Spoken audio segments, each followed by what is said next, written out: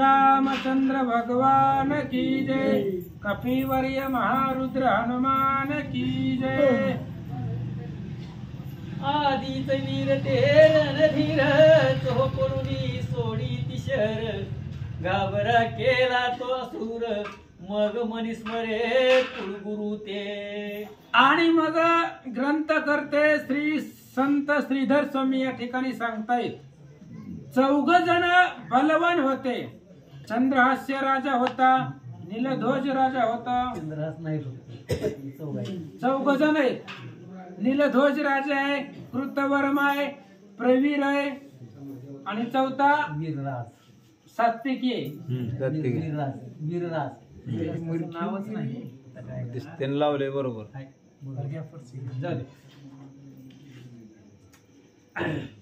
स्मरण करिता गुरुचरण दैत्य बळावला पूर्ण जे जे सोडित अमित बाण ते चौघे निवारिती। आणि अशा प्रकारचे 14 जण होते महाराज। ज्याचं जे जे बाण सोडतील त्याचं निवारण असणारा त्या ठिकाणी तो दुदुंबी करत होता। त्याचं एकच कारण होतं की दुदुंबी आपल्या गुरुचं स्मरण करायचा आणि तो असणारा गुरु म्हणजे त्या ठिकाणी तो असणारा शुक्राचार्य।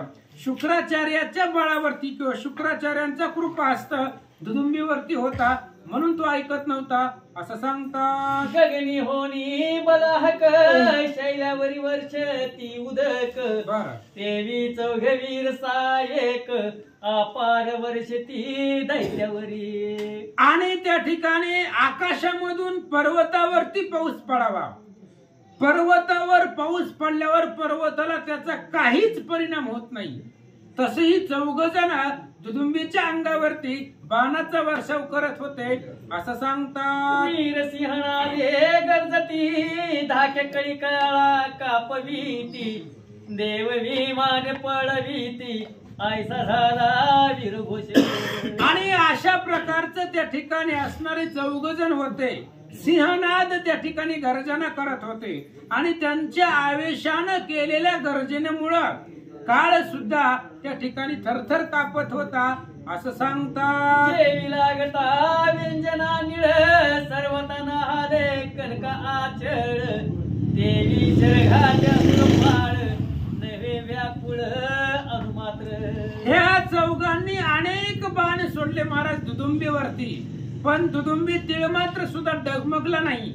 पावसाच्या पाण्याचा परिणाम जसा पर्वतावरती होत नाही तसा यांच्या बाणाचा परिणाम त्या दुदुंबीवरती झाला नाही म्हणतात। 1.5 सहस्त्र कर उचलून तितके लावी गुणी बाण सोडिले त्याच होते लक्षण तीही तीळ प्राय ते केले। आणि मग त्यानं त्या ठिकाणी हात उचलले महाराज 1,500 त्या ठिकाणी हात उचलले आणि तेवढे असणाऱ्या हातामध्ये बाण घेतले आणि तेवढे बाण एकदमच दुदुंबी सोडू लागला म्हणतात। दैत्य करी जे जे संधान ते व्यर्थ होय संपूर्ण दैत्य तयांच्या बाणे करून रक्तमय झाला सर्वांगी। आणि तो असणारा दुदुंबी जे जे बाण सोडत होता त्या बाणाचं निवारण 14 जण करत होते।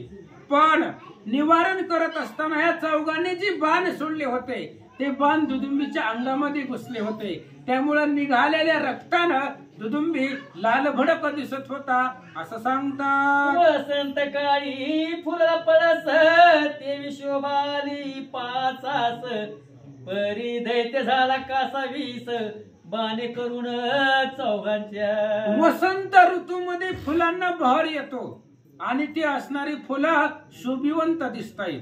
तशा पद्धतीनं रक्तांकित असणारे 5 जण होते। ही 14 आणि दुदुंबी सर्वजण त्या ठिकाणी रक्तानं माखलेले होते असं सांगतात। तयासी बोले दैत्याधिपती हात नव्हेच राजनीती एके भांडावे एका प्रती ऐशी नीती बोलिली। आणि दुदुंबीनं सांगितलं त्या 14 तुम्ही राजाच्या नीतीने युद्ध करत नाहीत। राजकारण राजनीती कशी असते एकाने एका बरोबर युद्ध करायचं। मी एकटाच आहे, तुम्ही 14 आहेत तुम्ही चौघ माझ्या एकट्या बरोबर युद्ध करताय. ही धर्मशास्त्रामध्ये सांगितलेले युद्ध नाहीये असं दुदुंबी ह्यांना शास्त्र शिकवू लागला. जो अनंत कपट्या माझी कपटी आणि आपणा मनवी जगदेटी, त्याची तुम्ही शिकलेत परिपाटी, तरी खळाची खळत्व करावे. दुदुंबीनं सांगितलं तुमची काय चुकी आहे, ह्याच्यामध्ये संगतीचा परिणाम आहे म्हणले. तुम्ही भगवान श्रीकृष्णाच्या संगतीमध्ये आलाय आणि भगवान श्रीकृष्ण लहानपणापासूनच कपटी आहे. लहानपणापासूनच ह्यानं सगळ्या बरोबर कपट केलंय आणि त्याची संगती तुम्ही आहे. आता तुम्हाला कसं मारायचं? तुम्ही ज्या भगवान श्रीकृष्णाच्या संगतीमध्ये राहिलाय आणि तो स्वतः कपट करतोय आणि स्वतःला जगजेटी म्हणून घेतोय. आता कपटानच तुम्हाला मारलं पाहिजे असा विचार दुदुंबी करू लागला. जरी चिचुंद्री बक्षी लोह पात्रा, तरी घाली घेऊन गेली लेकुरा, तो न्याय येते खरा, शटाशी शटत्व करावे. विचार केला महाराज दुदुंबीने सांगितलं वाईटा बरोबर वाईटच वागायचं. चिचुंद्री असती महाराज, त्या चिचुंद्रीनं जर एखाद्या लोखंडाचं भक्षण केलं, होणार नाही तिच्याकडून ते, पण तिने केलं किंवा घार आहे ते घार आपलेच मुलगा उचलून पिल्लू उचलून आकाशामध्ये घेऊन गेलं, तसं इथं या ठिकाणी झाले. कपट करतोय भगवान परमात्मा आणि त्याचे साथीदार तुम्ही आहे. आता तुम्हाला सुद्धा कपटानच मारावं असा विचार दुदुंबी करू लागला. माया सोडली भैरवी, तिने आंधळी केली आगवी, ऐसे दैत्य तो अतिलाघवी, मग निर्वाण वाण काढिले. आणि ते भैरव त्यांना सोबत होते. कोणाला? दुदुंबीला. त्या भैरवाने भयंकर माया सोडली आणि ही जी काही सैन्य होतं 14 जण होते यांना आंधळ केलं. आणि तेवढ्या काळामध्ये दुदुंबीनं निर्वाणीचा बाण काढला म्हणतात. एकदाच सोडिले चारी बाण, तेज प्रळयाग्नी समान, गरजेने लाजवी ते प्रळय घन, ऐसे ते बाण चालिले. ह्या भैरवांनी माया टाकली महाराज. मायेमध्ये यांना आंधळ केलं. माया म्हणजे नसतंय, दिसतंय पण नसतंय. तात्पुरतं यांना आंधळ केलं आणि त्या दुदुंबीनं निर्वाणीचे 4 बाण काढले आणि 4 बाण या चौघावरती सोडले असं सांगतात. तयांचे करावे निवारण, तरी ते झाले अंधपूर्ण, ते लागता चौघांचे प्राण, घेऊन गेले क्षण मात्रे. कपटानं मारले बरं दुदुंबीनं, नाहीतर एरवी दुदुंबीलाही 14 जण ऐकत नव्हते. ह्या भैरवांनी माया सोडली, मायेनं यांना आंधळ केलं. ह्यानं 4 बाण निर्वाणीचे काढले. निवारण करता येत होते पण दिसतच नव्हतं. आंधळपण आल्यामुळे समोरचे बाण दिसले नाहीत आणि बाण न दिसल्यामुळे हे 4 बाण येऊन चौघाच्या हृदयावरती आदळले आणि 14 जण मृतप्राय झाले असं सांगतात. चौघे पळल्याची वार्ता, वेग श्रुत झाली पार्था, मग अधूत वाढली दुःख सरिता, तय माझे बुडाले सर्वही. आणि 14 जण होते महाराज. 14 जण पडले. 4 जण आपले बलवान मेल्यानंतर ना त्याची बातमी अर्जुनाच्या लक्षामध्ये आली. अर्जुनाला सांगितली गेली. अर्जुनाला समजलं आणि अर्जुन दुःखाच्या सागरामध्ये कोसळला म्हणतात. कृष्ण अर्जुनांची नेत्र नलिने, वर्ष लागली शोक जीवने, ते जाणून कुलिंद नंदने, केले समाधान दोघाचे. कृष्ण आणि अर्जुन आपलं अतिरथी पडले महाराज. आपलं सैन्य पडलं, त्यामुळं दुःखाच्या सागरामध्ये त्या ठिकाणी दुःख करू लागले. चंद्रहास्य राजानं भगवंताची समजूत काढू लागला. मृत्यूलोकीचा विचार, मरण पावने हा निर्धार, तो प्राप्त झाली दुःख सागर, किमर्थ करणे स्वामिया. चंद्रहास्यानं देवाला सांगितलं, देवा पृथ्वीवरचा नियम तुम्हाला माहित नाही का? म्हणले जे जे जन्मलंय ते मरणार आहे. हे मृत्यू लोक आहे. इथं सगळे जाण्यासाठीच आलेले असतात. इथं जन्मलेला प्रत्येक जीव मरणार आहे आणि तो जर मेला तर रडायचं कशासाठी?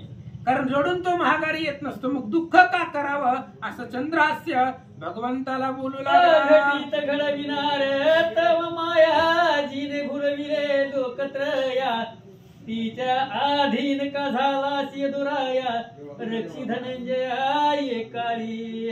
आणि त्यावेळेस चंद्रहास्याने सांगितलं, देवा लोक तुला मायापती म्हणतायत, मायेचा स्वामी आहे तू, आणि तूच मायेमध्ये गुरपटल्यावर कसं व्हायचं? आम्ही बाकीचे सर्वसामान्य जीव आहे. अरे आता अर्जुनाला धीर देण्यासाठी तूच समर्थ आहे.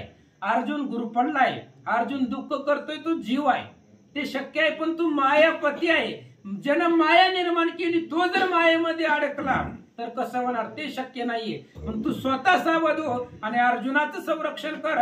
चंद्रहास्य देवाला बोलू लागला, मला द्यावी यदुनंदना मी जाईन रणकंदना सवेधा अक्षोहिणी घेऊन सेना कृष्णाज्ञेने निघाला.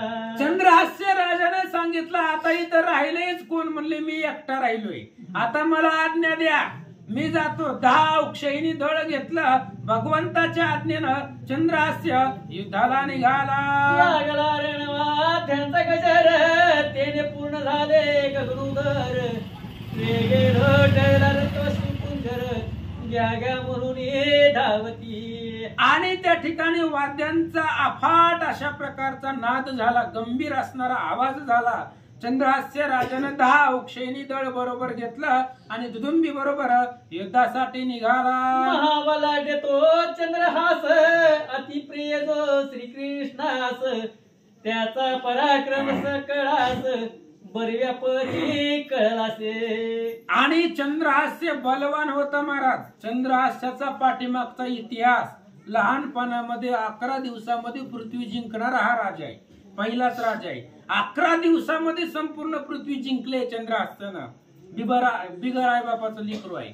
आणि असा असणारा तो चंद्रहास्य, त्या चंद्रहास्यानं अफाट पराक्रम दुदुंबी बरोबर केला असं सांगतात. हा येते पावलिया मरण शीघ्र येईल नारायण ऐसा मानून श्वास पूर्ण सोडिले बाण कोटी संख्या.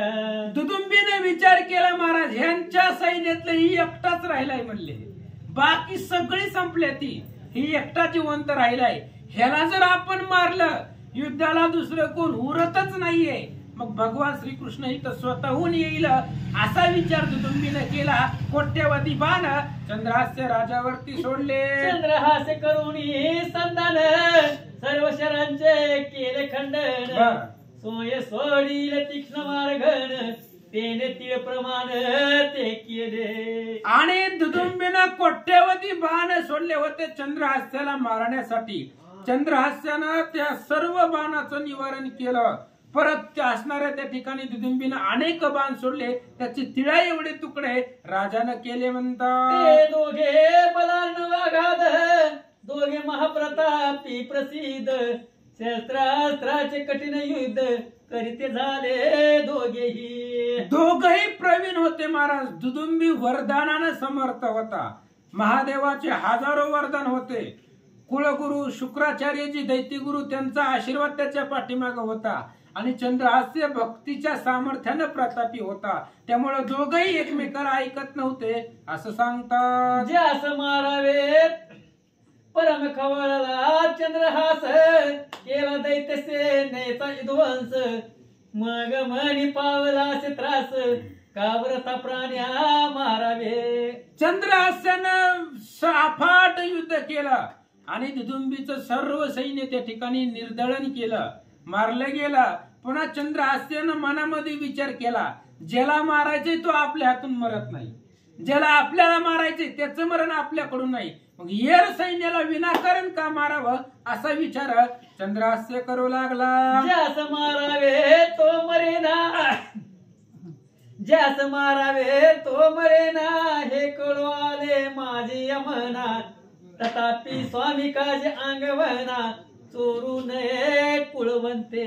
चंद्रहास्य राजाने विचार केला, महाराज आपण किती जरी अट्टहास केला तरी आपण याला मारू शकत नाहीये, हे आपल्या हातून मरतच नाहीये, ज्याला मारायचंय तोच मरत नाही.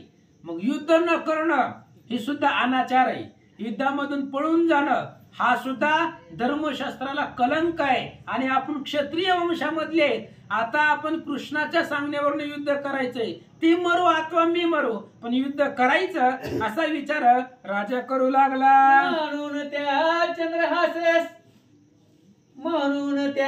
चंद्रहास्य संग्राम सर्व परिस केला दुर्गम. परी अनुकूल नसता सर्व उत्तम केले ते सर्व व्यर्थ होती. चंद्रहास्य राजानं अफाट पराक्रम केला महाराज. आतापर्यंत जी राजे पाठवली होती त्या सगळ्या राजामध्ये श्रेष्ठ पराक्रम चंद्रहास्य राजाचा होता. पण त्यालाही माहिती होतं आपण केलेलं सगळं व्यर्थ आहे, ज्याच्यासाठी करायलोय तो आपल्या हातून मरत नाहीये. मग ही जी आतापर्यंत उठाठेवा केलेला एवढा पराक्रम केलाय सगळा व्यर्थ जातोय असा विचार चंद्रहास्य करू लागला. एक विजयश्रीने वरीला दुजा विजयश्रीने सोडीला त्यांचा वर्णावया युद्ध सोहळा श्लाघतान वाटे मानसी. आणि या ठिकाणी सांगू लागले महाराज, एकानं विजय माळाच गळ्यात घातले, कोणी दुदुंबीनं. दुदुंबीला कोणीच त्या ठिकाणी जिंकू शकत नाहीये. आणि रण दुर्धर अशा प्रकारचा करू लागलाय चंद्रहास्य. अशा प्रकारचं दोघांचं घनोघर युद्ध आहे आणि त्या दोघांच्या युद्धाचं वर्णन करता येत नाही असं ग्रंथकर्ते सांगतात. काळ स्वरूपी हा गोपाळ सदा जयासी असे अनुकूळ दो जिंकील हा ब्रह्मांड गोळ याचे आश्चर्य काय मानावे. आणि भगवान श्रीकृष्ण स्वतःच काळाचं स्वरूप आहे. कारण भगवंता बरोबर भगवंतापेक्षा श्रेष्ठ जगतामध्ये कोणीच नाहीये. कितीही वरदानानं समर्थ असू द्या तरी भगवंत एकच जगामध्ये पुरुषार्थी आहे. आणि आता सगळी बाजू त्याच्या बाजूने अनुकूल आहे. त्यामुळं उद्या जाऊन भगवंत याला मारील हे अवघड नाहीये. पण आपण अट्टहास का करावा असा विचार या ठिकाणी करू लागले. जयासी झाला तो प्रतिकूळ त्याच्या हारीचे काय नवल ऐसे बोल ती शास्त्र कुशळ करणे बळाबळ काळाचे. आणि भगवान श्रीकृष्णा बरोबर काळ साह्य आहे महाराज. काळ त्याच्या बाजून आहे आणि काळ साह्य असताना काळ बाजून असताना विजय तिकडच जाणार आहे. कितीही जरी यानं त्या ठिकाणी बळ दाखवलं तरी विजय भगवंताकडेच जाणार असं ग्रंथकर्ते सांगतात. तथापि चंद्रहास विरुत्तम अद्भुत करिता झाला संग्राम जेने तोषे पुरुषोत्तम ते सावधाई केंद्र पेंद्र. आणि जन्मेजय राजाला वैशंपायन महाराज सांगतायत चंद्रहास्य राजाला माहिती होते आपल्याकडून मरत नाही पण आपण युद्धाला आलोय. आता भगवान श्रीकृष्ण युद्ध पाहतायत. मग श्रीकृष्णाच्या समोर युद्ध करणं भगवंताच्या बरोबर विजय मिळवणं हे किती पुरुषार्थाचं लक्षण आहे असं या ठिकाणी सांगतात. चंद्रहास्य बाण सोडिला तेने दैत्यरथ गगना नेला पुन्हा येऊ पाहे भूमंडळा तो आणि नेला गगनासी. चंद्रहास्य राजानं बाण सोडला महाराज. बाण एवढा पराक्रमी होता त्या बाणानं त्या दुदुंबीचा रथ आकाशामध्ये उडवला. रथासहित घोडे उडवली, सारथी उडवली. दुदुंबीनं रथ परत खाली आणला, परत चंद्रहास्यानं आकाशामध्ये उडवला असं सांगतात. काय म्हणणार? हा देश घ्यायचा होता तेवढा 60 तर वय होते, दुसरा घेतला दुसरा होत नसतो महाराज. दुसरा होत होत नाही दुसरा. किती झाले दुसरा होणार नाही. निमा होईल मग तीच घेतील ना निम्मा दुसरा घेतलं तसंच म्हणलं. एक तर माझं सांगणं असते त्या मला त्यामुळे ती होत नाही. नाही पण होतच नाही. आता ही 35 आणि 40 पोर आहे. 35 बाजाराला 30-35 आहे. शेळी घेते पुढचा घ्यायचं 30-35 बाजार एक दोन एकदम 3-3 खायला. पुंडलिका वरदे हरिविठ्ठल श्री ज्ञानदेव तुकाराम पंढरीनाथ भगवान की जय. ओम श्री गणेशाय नमः, श्री सरस्वती नमः, श्री सीतारामचंद्राय नमः. ओके झाले. अरे वो की झाली माहिती ती 35 सुरुवात आहे का?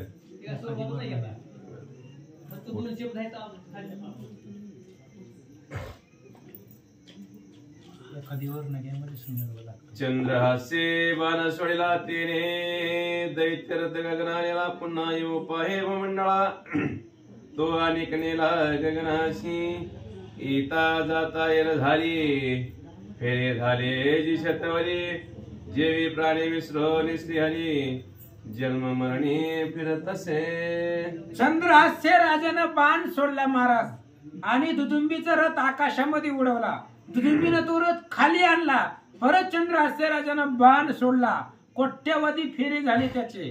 जसं वरून खाली कोट्यावधी चक्र तो खालीच येत नव्हता. खाली आला की बाणानं वरी, वरून खाली आला की परत बाणानं वरी.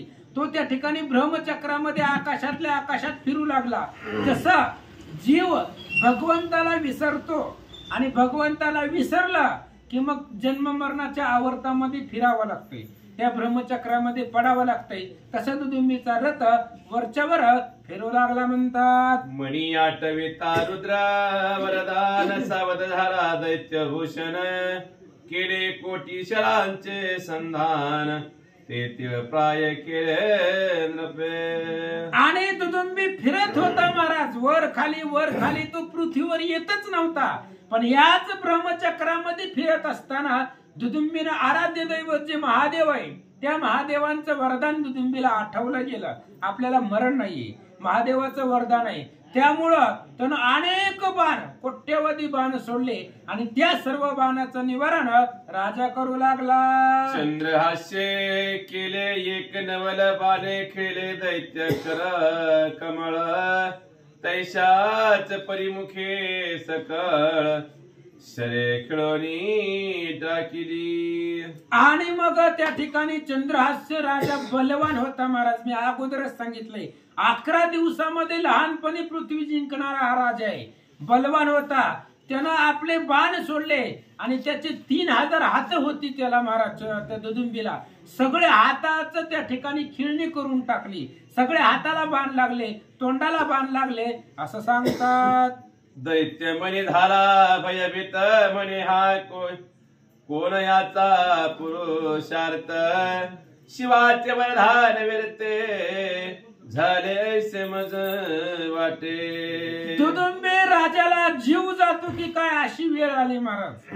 दुदुंबीने विचार केला कोणता असा राजा आहे ज्यानं एवढा पराक्रम केलाय.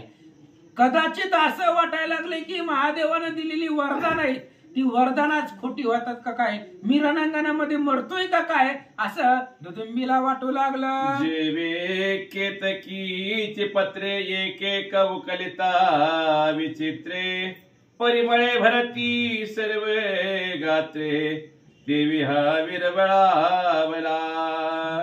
आता काय करू मी उपाव माझा जावो पाहे जीव कोटे गेला तो गुरु भार्गव जो सर्व संकटी तारिता. आणि मग दुदुंबीने विचार केला महाराज एवढं संकट माझ्यावरती आलंय. हाताला बाण लागले, तोंडाला बाण लागले, सगळ्या शरीराला बाण लागलेत. आता मरणांत अवस्था निर्माण झाली. माझा असणारा गुरु शुक्राचार्य महाराज कुठे गेले असा विचार दुदुंबी करू लागला.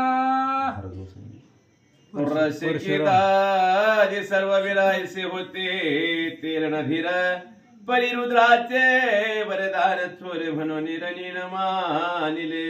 विचार केला महाराज दुदुंबीनं एवढे बाण लागलेत आपल्याला. आपल्या पाठीमाग दोघाचाच हात आहे.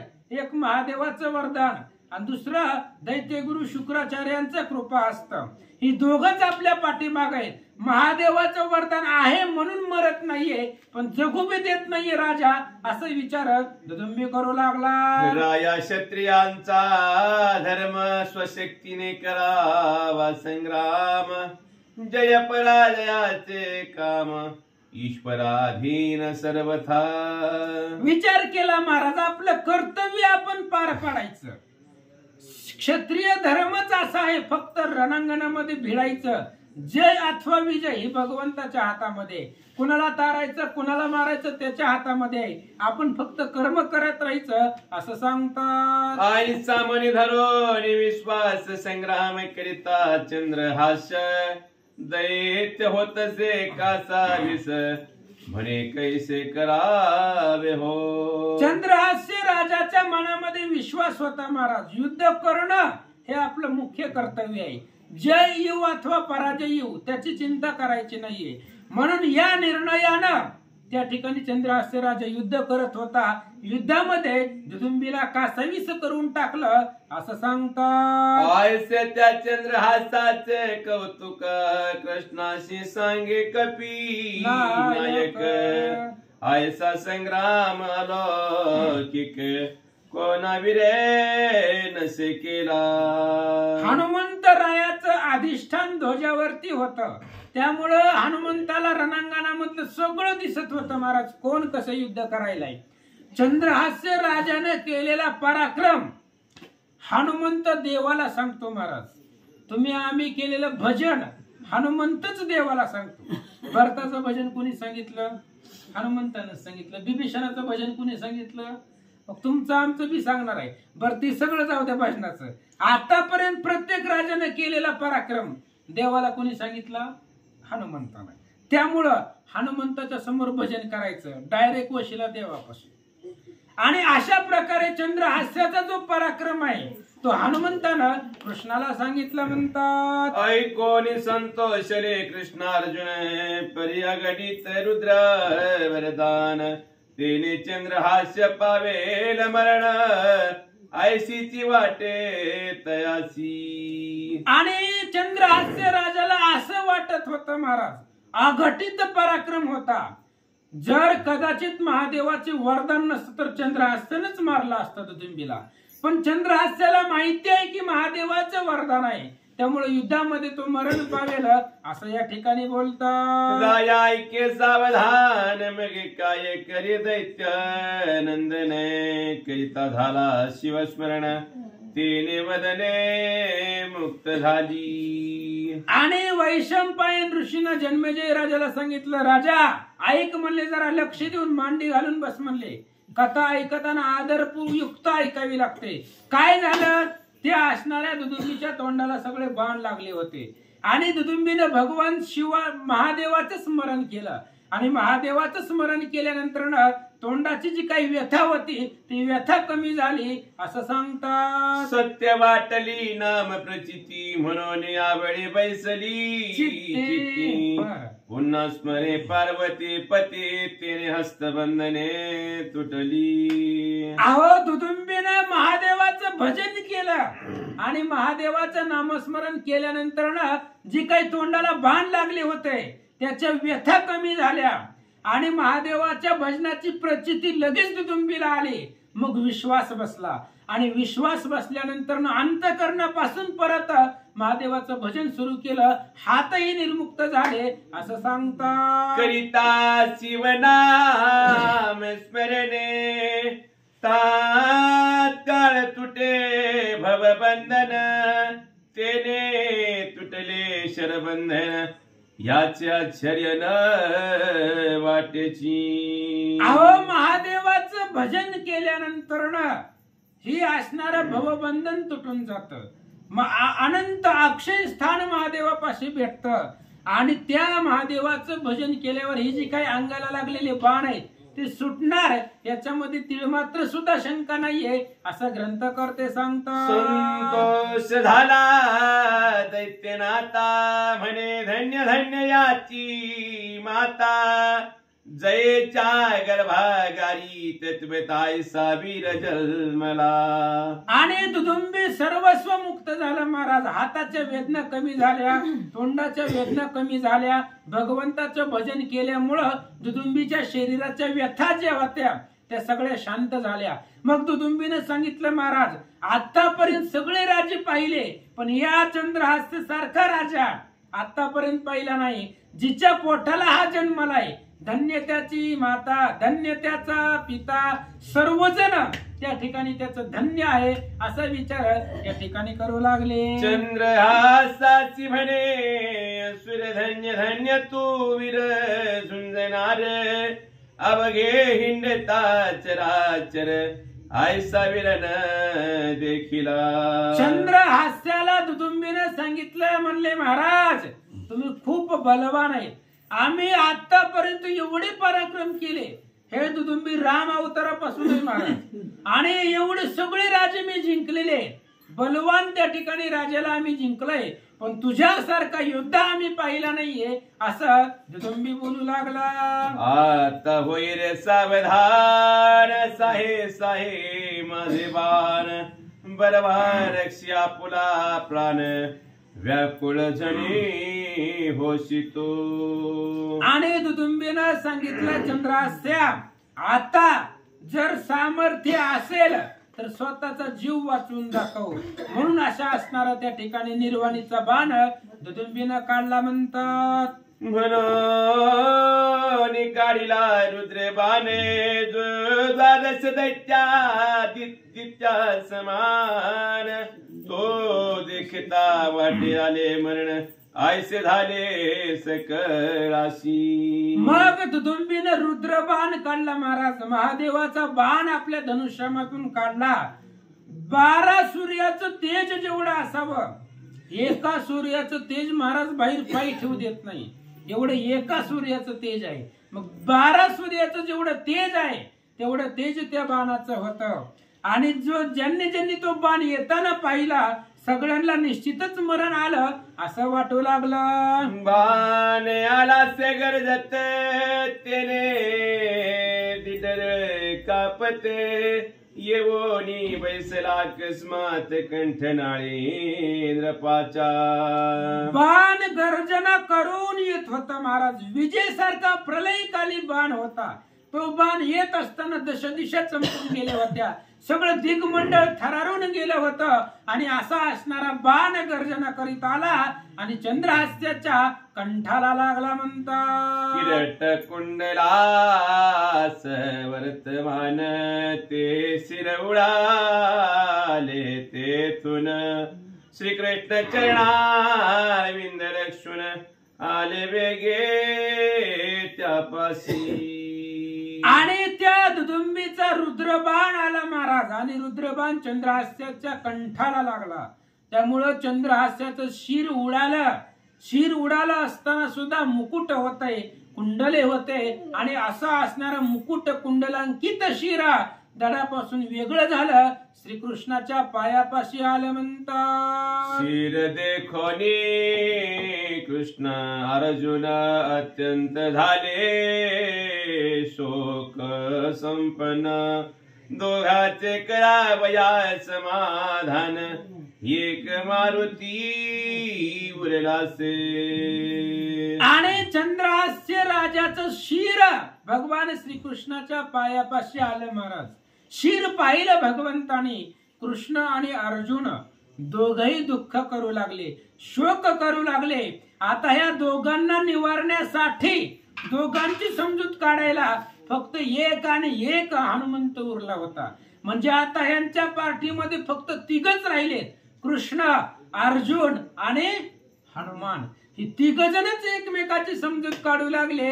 असं सांगतात, जे करावे समाधान, ते सर्व गेले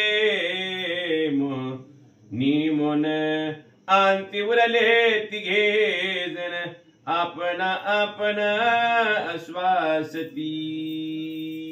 ज्यांनी समाधान करायचं होतं महाराज, ती सगळे मरून गेले होते.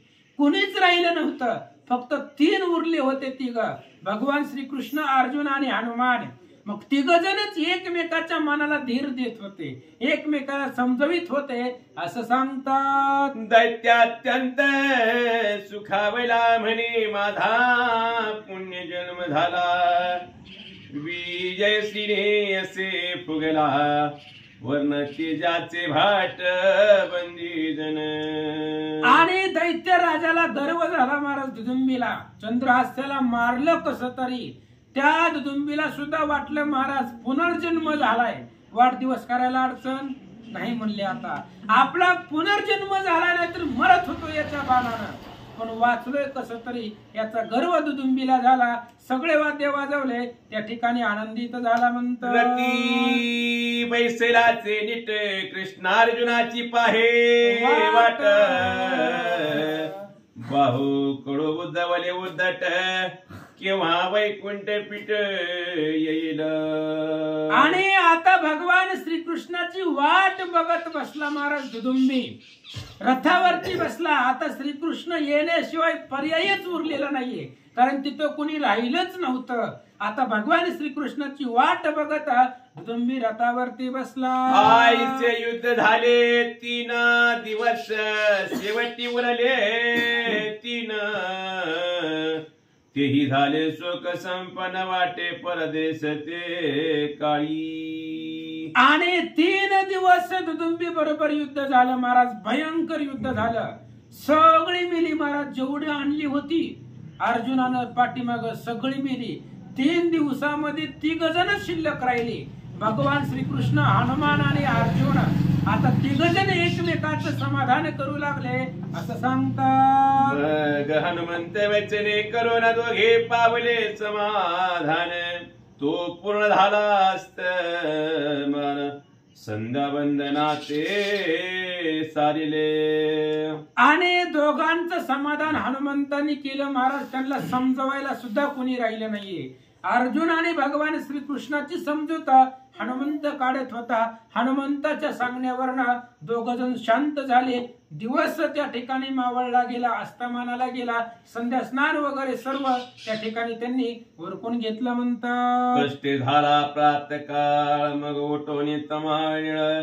स्नान संध्या करून सकळ पार तपाशी तो आला. कस तरी दुःखामध्ये ती रात्र संपली महाराज. दिवस त्या ठिकाणी रात्र संपून दिवस उगवला. भगवान श्रीकृष्ण सकाळी सकाळी उठले, स्नान संध्या वगैरे सर्व केली.